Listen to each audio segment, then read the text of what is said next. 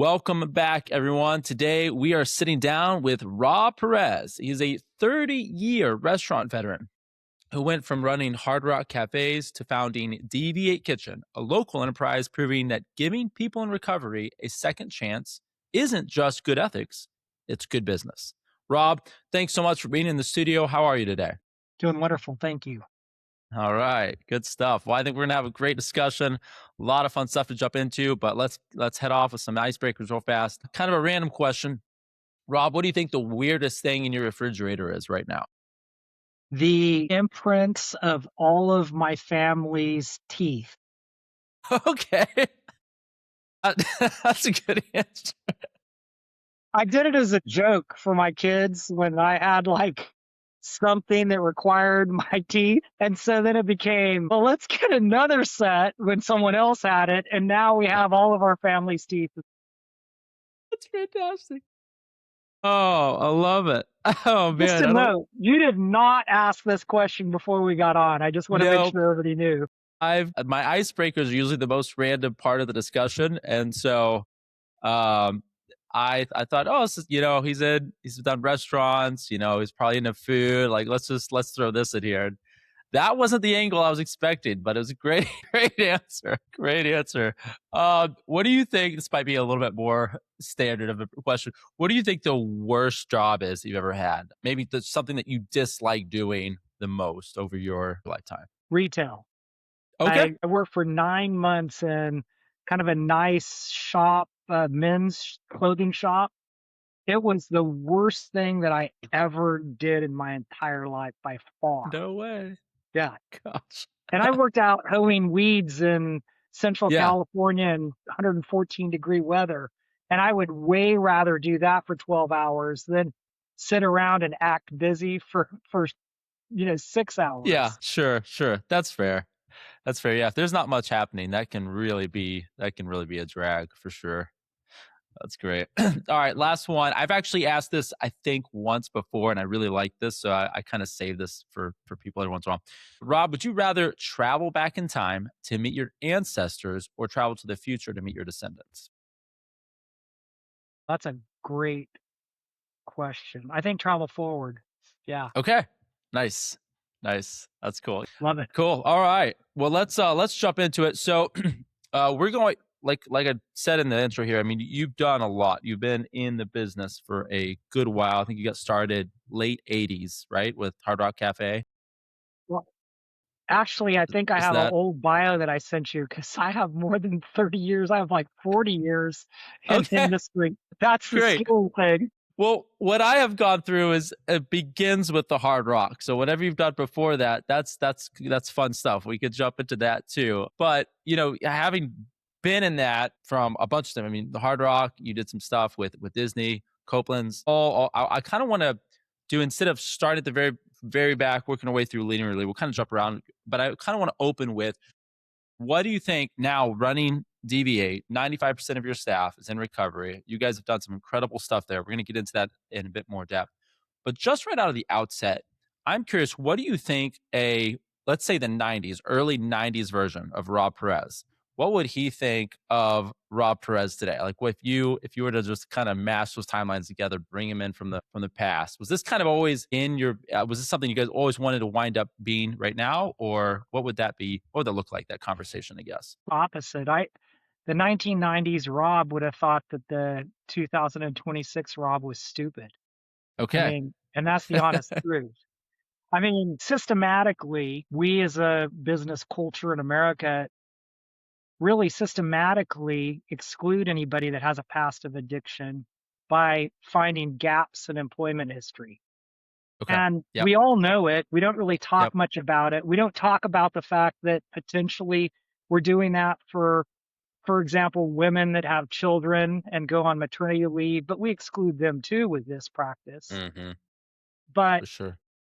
primarily it's to weed out people that have a past of problems. Yeah. To be clear, I believe that people with a past of addiction also are unreliable and don't stay at a job long unless they're in recovery. And Mm. if you Sure. can find people that are in recovery, those folks are like unbelievable and they have unlimited capacity for success. I think, 1990 Rob would just laugh at how dumb Yeah.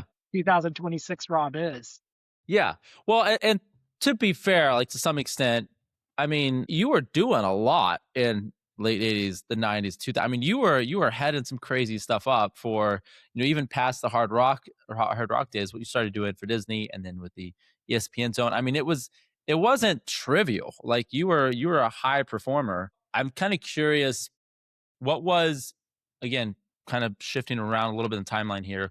What was it that brought you from, okay, the super productive, high performing, killing it 90s Rob, why did he shift? Like why are you now invested locally with your mission, what you guys are doing at DV8, and why leave all of that success and the ability to travel and get to open new markets in all these different cities? I mean, like anybody would look at that and be like, yeah, that's a great, when I'm 20 years into my career, that's where I want to be. I just want to be like killing it, being flown all over the place to open up new locations, right? Like it seems like this is about as good as it gets. So where was the switch there for you personally? I think the whole bin for this is that the 1990s Rob would have thought that the 2026 Rob was crazy, but what he wasn't telling everybody was that Rob Perez is an alcoholic and has been and not been drinking since or participated at all or and in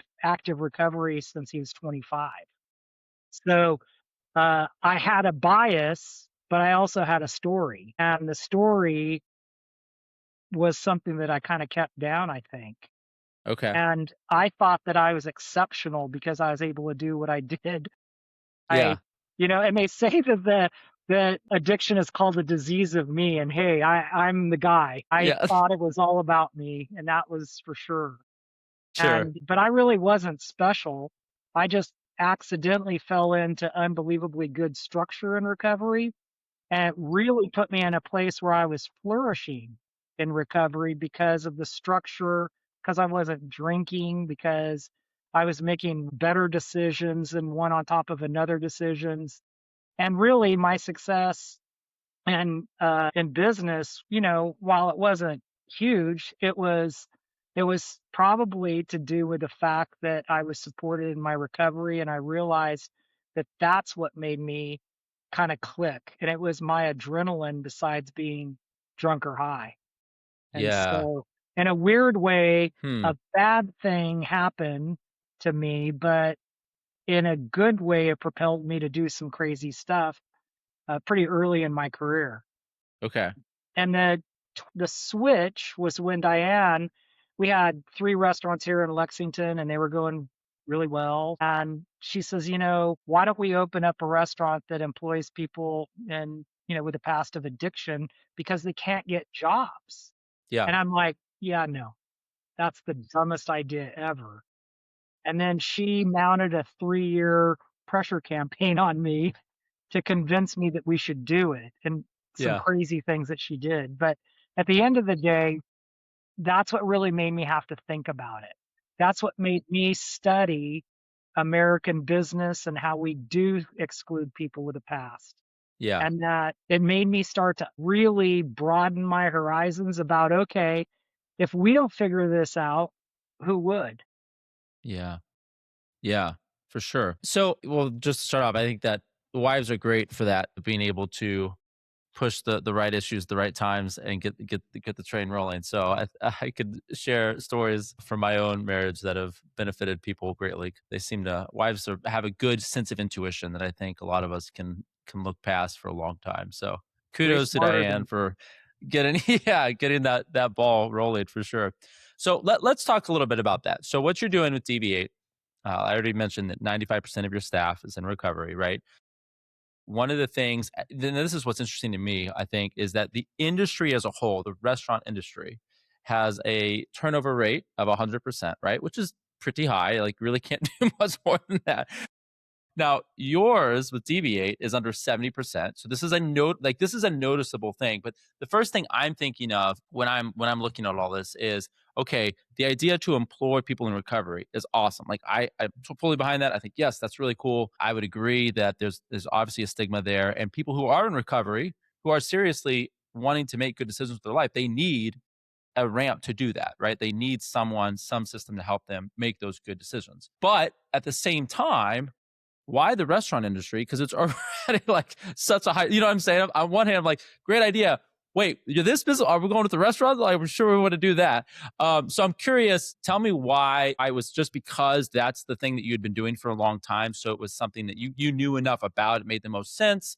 Was there anything else that prompted that to be restaurant specific? I'm curious. Yeah, in the quest to convince me that opening up DV8 was the right thing, my wife was able to kind of say, "Hey, look, in our businesses, in the 3 businesses that we operated in Lexington over the course of 9 years, we had lost 12 people. Not Mm, because we wow. fired them, but because they died of abuse, Mm, of substances. yeah. Wow. And, we profited off the backs of these people, and we were doing absolutely nothing for it, even though I had my background, even though Mm, I could intellectually tell you that we exclude people, but it wasn't connecting really with doing something. yeah. And Diane really wanted to try to express her faith in a way that was more on Sundays as well. And that's part of the Mm, story. And so I think she nudged me with that as well. But intellectually, I wasn't there. I mean, so I started studying it. I mean, we visited, talked to, studied literally 20 different restaurants or retail outlets that say they gave a second chance in America. okay. And from Oregon to Los Angeles, Chicago, New York. I mean, we did a lot of research. She was thinking I was doing it to prove that this could be done, and I was doing it to prove that it couldn't, right? That's And great. I came to a fairly quick decision that it confirmed my bias that we shouldn't do it because not only were people really trying to help people, they really weren't. They were really showing people how to get fired at their next job. They were meeting them Hmm. where they were, which sounds great, but the reality of it is that they were showing people not how to get a raise, not how to get to a promotion, not how to get to the field that they wanted to. They were teaching people how to be 20% worse than the Mm, typical restaurant worker or retail worker. And it was a charity, not a business. And okay. I was like, you know, we didn't have the money to have a charity, right? Yeah. We were to have to open up a restaurant in my wife's mind that was a social enterprise.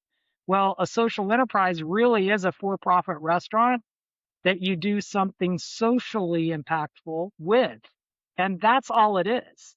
And when restaurants, when they're doing great, they're, still a single digit profit margin, Yeah. you know, if Right. there's not a lot of wiggle room, and Yeah. the turnover for this particular group of employees is so high, it really freaked me out. So it was a lot to convince me to try this and take a chance. Yeah. So I'm curious when you said you did all this work and this research studying ahead of time, did you find that the rates of substance abuse are higher in the restaurant industry in particular as opposed to other realms? Is it unusually that way or is it standard? Just or is that something that you found out either way? I'm just curious. I can't find any hard empirical data, but I have in my own grandmother analysis for doing this Mhm. again for 40 years, Yeah. I know it's higher. Okay. I do know it's higher. And I think that when the restaurant business is done right, there's a lot of younger people that, it's kind of half younger people, college working their way through, and the other half is kind of um, career professionals, but they're generally younger, and they do it because they don't want to really have any homework. They want to know exactly when they're working. They want the flexibility of picking up a shift or dropping a shift when they wanted to. And they wanted the social kind of environment of what a restaurant brings. It's really fun. It's Mm-hmm. awesome. It's also conducive to late nights and drinking and drugs. Mm. Mm-hmm. So I can't find any data that shows that restaurants are higher than the national or the general public, but I do anecdotally, I believe that it is much higher. Yes. Yeah. Yeah. Okay. That makes sense. I think that's fair. So I'm curious to talk a little bit about this idea of accountability and compassion, right? We look at these things as, I think, often being at odds with each other. I think a lot of times maybe culturally we'll look at like you have them in almost mutually exclusive camps. But I don't think that is true generally speaking. I think it's probably a bad way to look at it. And one thing that I was really impressed with is how, you require certain standards even for your staff. So even though like you said, you're wanting to help recovering people, there's still like you expect them to be in a 12-step program. You've got weekly testing. Like there are still parameters in place that have to be followed. So tell me a little bit about that breakdown from your standpoint. What does it mean for you? And like, and I again don't, not to get into specifics or name any people, but like if there were cases of like a relapse, how do you emotionally handle that and hold these things in tandem? Like we want to offer compassion, and we also at the same time, one way I would think of doing that, of offering good compassion, is having a system in place so that people can help themselves, right? Like they have to be able to know, like this is, if you veer off of this, it's not. Yeah, again, maybe I'm saying too much. It's not really compassionate anymore for me to help you veer off and Yeah. drive the Yeah. truck off the No, road. So it to me, speak a little bit about that. I guess. it's a very insightful question and it's really right on. So, don't forget, I'm coming at it from a business guy. My wife is coming at it from someone that's compassionate and wants to help. And the combination of the two, when we first started to try to figure out what we were going to do at DV8, is really the magic bean. If we didn't have her compassion or my business sense, then we would have never helped, figured this all out. But what we're doing is nothing short of amazing, not because of us, but because our people. And what we found through trial and error, and lots of it was just asking our people, what would keep you sober and what would make you successful here?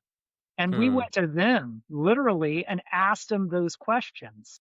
And Yeah. so we found that basically what they're saying is there's really, for successful recovery to happen, there's four things that have to happen. Do you have safe housing? Are you in a structured recovery program? Do you have truth tellers around you? People that can celebrate when you're making the right decisions and kick you in the butt if you aren't. And then lastly, can you subject yourself to random drug and alcohol testing and be totally fine to live with the results? Hmm. You know, Wow. when you set those parameters and you let people know that, yes, you could have a job that makes $16 an hour plus, but you're going to have to follow these, this is a condition of employment. Yeah. We sounds draconian, but as I do this, I'm not joking. I believe this accountability, which is they're free to take the job, but they're free Hmm. not to, right? Right. And they can walk out anytime. We sign contracts, work contracts, but there's no length to them. But to make this all legal, we have to get their approval and we sign information releases as well to make sure that everything is good, right? Yeah. And that's a contract. When someone that is in recovery already, they understand specifically what this means because this is just good recovery. Hmm. Accepting these conditions is is totally understandable if you're in recovery. We've Yeah. found that this accountability is really empowering. We don't stand over them going, do this, do that. Right. It brings a dignity to you when there's clear expectations and it's very well mapped out. and you understand what the deal is. And really, is it only me that is concerned about them being sober and being successful at their job? They Mm, have a stake in it too. mm-hmm. How many people do you have mutual benefit like that? True Mm. mutual benefit, you know, That's amazing. and it's pretty crazy and it works. And I don't Yeah. think that our people think it's draconian. Matter of fact, I have many surveys that are anonymous that we ask these questions and they say, I'm good with it. Yeah. That's awesome. I love too that the path to figuring this out came from a discussion with your people, your employees, and they came back with those 4 things. It's so funny because sometimes, you being in business, you know this, there's the consultant method, right? Which is like bring everybody in from the outside and like we'll charge you X amount per hour. We'll like investigate and we'll come back to you and like, here's your report card. And some things are just as simple as, hey, what are the people that are like on the front lines? What Yeah. do they think about X, Y, and Z? And if they're honest with you and you have a culture of transparency and honesty, man, you can figure out a lot of stuff really quick just by going to them. So I think that's really, really cool that was your thought process is, hey, let's come here and chat with our people and say, what do you guys need? How's this going to work for you? In the social sector, I think there is, per, not predominant, but a lot of times it's a white middle aged guy that comes in, does a nonprofit, and dictates what is supposed to happen in their field of expertise. But the reality of it is that a lot of times it's from the perspective of a middle-aged white guy, and Yeah. it's not from the perspective of the people that you're trying to help. Like, I truly didn't understand how hard it was if you're on the lower end of the economic standard to really get into recovery and stay there. Everything is so economically driven, it's unbelievable. And I Yeah. really didn't know how hard it was for a woman to stay in recovery because of, when they have children and all Mhm. that. It's like life is so much harder when Mm, you don't have good economic standing, for and sure. it's dramatic. Yeah. Yeah. I think that's true. I mean, I think of, when my wife and I got married 13 years ago. It was, we got married with like nothing. Our economics were terrible and we were just, brute force and just work real hard and figure it out. But the economics back then were tight. Like it was really, really lean budgets and no extracurricular activities. And that was 13 years ago. And things were a lot cheaper even then. It's like today, those numbers are really different. And I think just us personally, I told people, it's like, man, I can't imagine if we had the same economics that we had 13 years ago, we were getting married today. I don't know how the math would work. I mean, I just don't know how that would even pan out. It was crazy. So, especially today, things are economically very, very tight. So, yeah, it seems like at what point are you able to see yourself getting that boulder to the top of the hill so you can start to balance things out, right? Like just getting up there is hard for most people. And I think if you're also in a bad cycle and you don't have people that are on the outside walking beside you and saying, yeah, no, like here's a game plan. We actually have a map. We can help you along the way. It starts to look nearly impossible at some level, right? You're just like, "But this doesn't even seem like it could make sense." Yeah. And I think that what I didn't know was that there's three leading indicators for whether or not you are a high risk for going into addiction. Number Okay. one, it's your heredity. Number two, it's whether or not you had a traumatic or neglect or abuse, so an Mm, adverse childhood experience. mm, Third, it's your zip code at birth. If it's on the wow. low end of the economic standard, those three factors can predict more accurately that you're going to be in addiction as opposed to not. Wow. That's wild. And who chooses that? No one Yeah. Yeah. chooses any one of those three things. I think that the general, and I'll just keep it in the business world, most business guys and girls drink and think it's fine, right? And Hmm. everybody pulls themselves up by their own bootstraps. But when you really kind of look under the hood at this Hmm. problem, it's a little bit different than what you think it is, you Sure. know? And so the prevailing opinion is everybody has equal chance at success. Yeah. But Yeah. the Horatio Alger story is not for everybody right now. And I am a free enterprise dude. I don't think that free enterprise is going to ruin the world. I think it could save the world if people start to understand how to build an environment for people, Hmm. for example, in recovery. Right. Like how do we give something in our businesses like a job that people real like it'll change lives. You Yeah. know what I mean? And Yeah. so and we have, right now we have 6.5 million job openings in America. And when you ask the employers why they're not filled, they say they can't find anybody. Yeah. Well, Right. there's 27 million people with a past of addiction. Many need jobs. Let's start there. Mhm. Yep. Yep. Yeah, you're absolutely right. There's a difference between um, opportunity that is not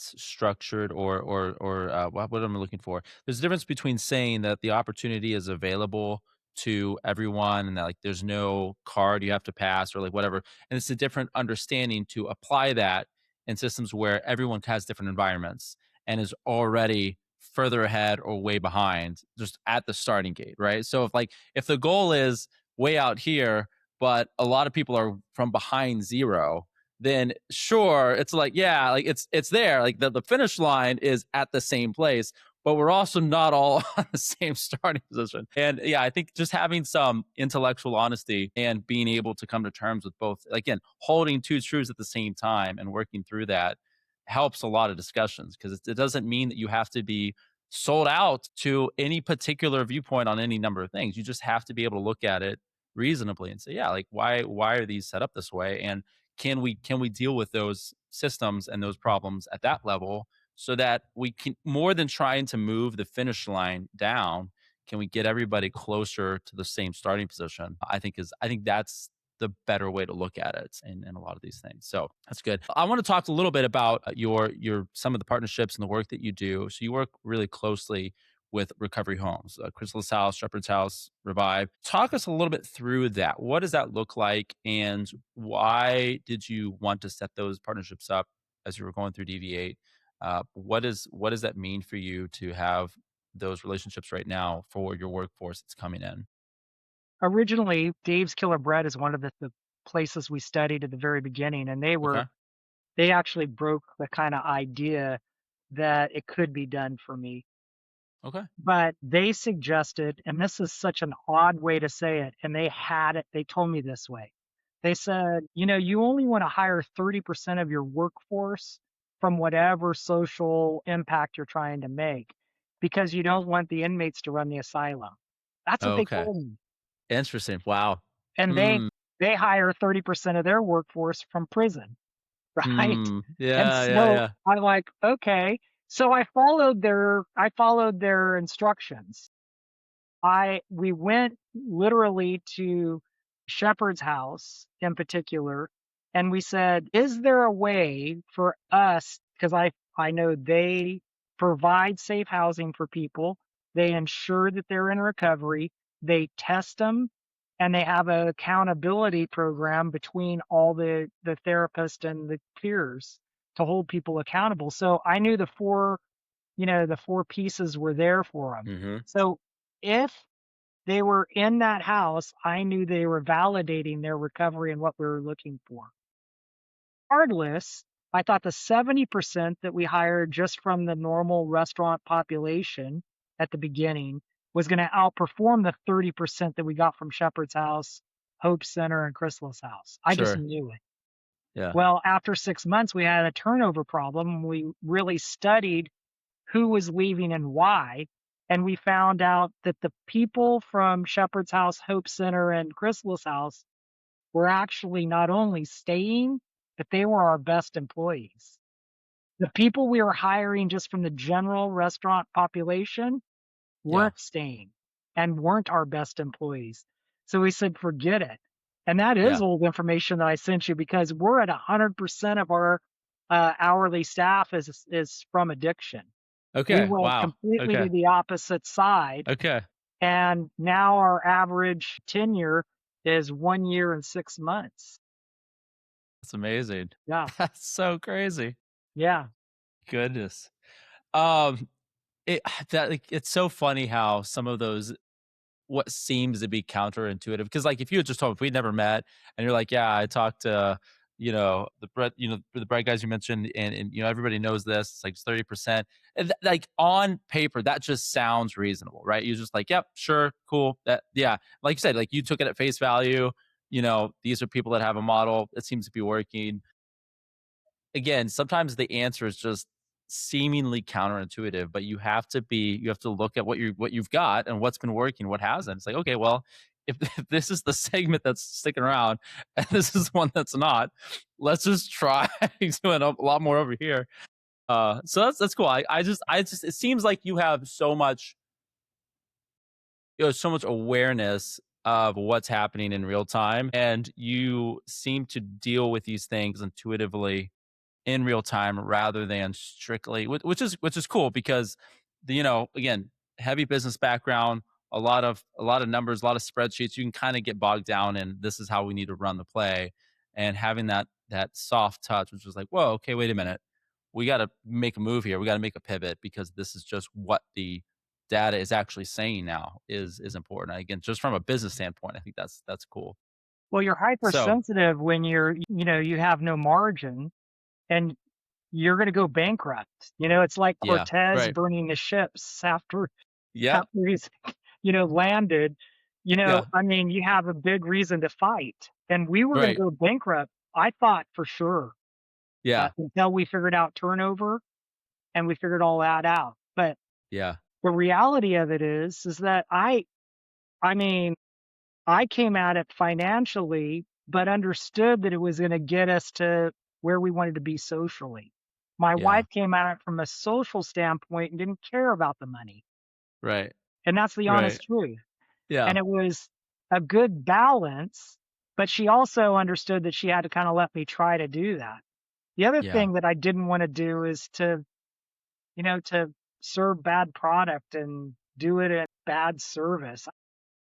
When I saw what was happening in those other nonprofits, I was just going, man, Yeah. I just don't feel like that's helping. That's a placeholder. That's not an advancement. Yeah. Right. And it's just as easy to be good, an effective boss than it is being an ineffective boss. Yep. Yep. For sure. Well, so wrapping up here, Rob, I want to just finish off with some of your thoughts. You talked about, social franchise. Tell me what that looks like moving. Let's jump ahead because DV8 started in 18. 2018, 18. Okay. Let's look at like 2036. Let's jump ahead 10 years. If everything continues to go well, best case scenario, what do you want to see happen beyond even maybe here just locally in Lexington? How can this continue to develop, hopefully spread outside of our immediate region? What would, yeah, a best case scenario look like there? And what are your dreams? Well, I think Diane and I want to stay in relationship with the folks that we have at the two restaurants and the wholesale bakery. And so if we expanded restaurants, which I think we're going to really Okay. quickly, and have a third one, we would do it as a licensing deal. And so we would have people that would be full owners and just agree to do what we do. Then there's a chance that might go into explore the idea of how do we include other employers to enjoy the same results that we enjoy in hiring people with a recovery and get more into that somehow, some way. Because if you look at two sides of the economy, we don't have a supply problem, Mm. and second Hmm. chances. We have a demand, problem. And so it's really not just employing people, which we still want to do, and that makes our hearts good. We love it. We love Yeah. that. But the larger issue, frankly, is all employers not Mm, hiring people with a past, and mhm. we need it. Our workforce is shrinking, and we need this. We need more people. And so we need to figure out strategies and processes that are built on belief, but, really rooted in good, just logical thinking, and try to Yeah. figure out how to get more people employed. Yeah. I know I said that was the last thing. One quick follow up because I'm curious. So I agree. Like that, there's always a hesitancy for the general hiring side to want to work with people in recovery. Do you think that a large part of that problem is that it's not being looked at again at the same time of being compassionate and helping people, but also being treated as a business, right? And understanding the interplay there, and that maybe the some of the stereotypical thinking for a company that's looking to do this would be, well, if we did this, it would just be a charity move, right? Like we expect relapses and like we expect to lose that percentage of the workforce.